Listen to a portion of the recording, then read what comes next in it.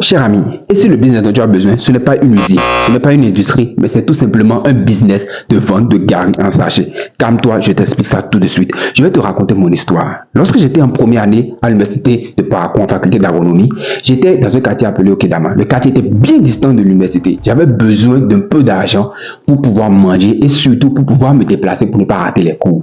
Je me suis dit, ok, Jérémy, l'argent qu'on t'envoie ne te permettait pas d'économiser convenablement pour pouvoir te déplacer. Il va falloir que je trouve une activité à côté.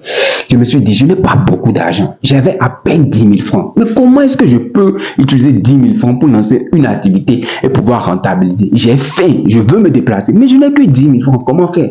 Là, je me suis souvenu, lorsque j'étais avec les parents, ma mère attachait le gari, elle attachait l'arachide, le sucre, les galettes, elle les faisait et elle les revendait. Je me suis dit, mais Jérémy, tu sais faire tout ça.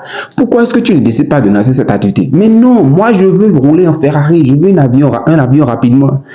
Mais il a fallu que je calme mes ardeurs. Si je voulais vraiment m'en sortir, je ne devais pas rêver trop grand, trop naïf. Certes, je devais développer une activité avec le peu que j'avais, mais je devais me permettre de rêver grand avec cette activité. J'ai dit, ok, je vais lancer ce business. Écoutez très bien, c'est là ça devient intéressant.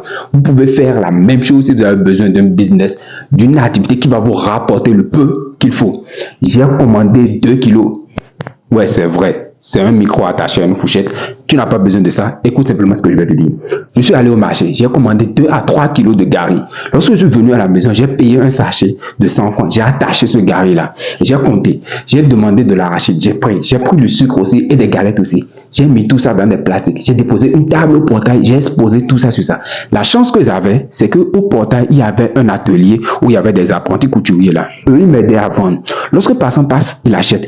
La chance que nous avons encore, c'est qu'il y avait beaucoup de maçons qui passaient. Nous savons tous que les maçons, ce sont des consommateurs avérés de gari. Nous savons ça.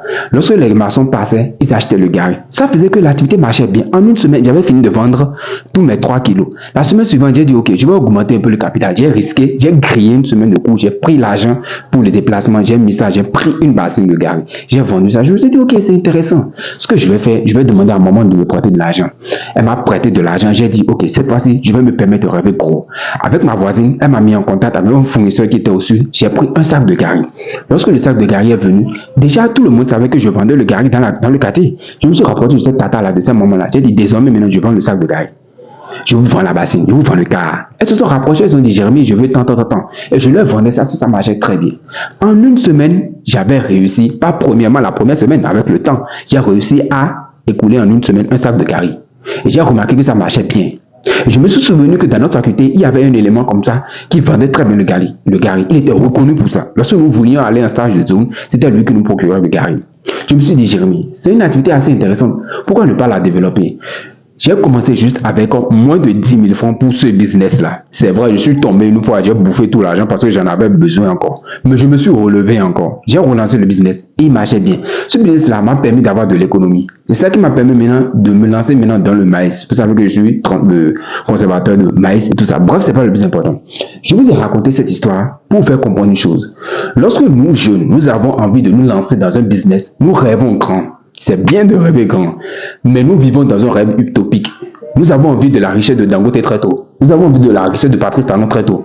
Mais nous n'osons pas commencer avec le peu que nous avons. Si nous décidons, si vous décidez, aujourd'hui étant étudiant, aujourd'hui étant chercheur d'emploi, aujourd'hui étant chercheur d'idées de business, vous trouvez une idée simple à côté, vous lancez ce business-là avec le peu de capital que vous avez.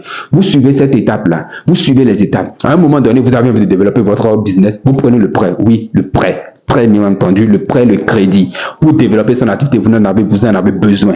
Vous remboursez et plus tard, vous continuez avec votre activité. Vous développez votre activité, vous allez en vivre. Mais c'est un processus. Quand on n'a personne, quand on n'a pas beaucoup de moyens, quand on n'a pas un Aliko Dangote dans sa famille pour nous aider, il faut réfléchir et aller étape par étape. Tous les business sont bons.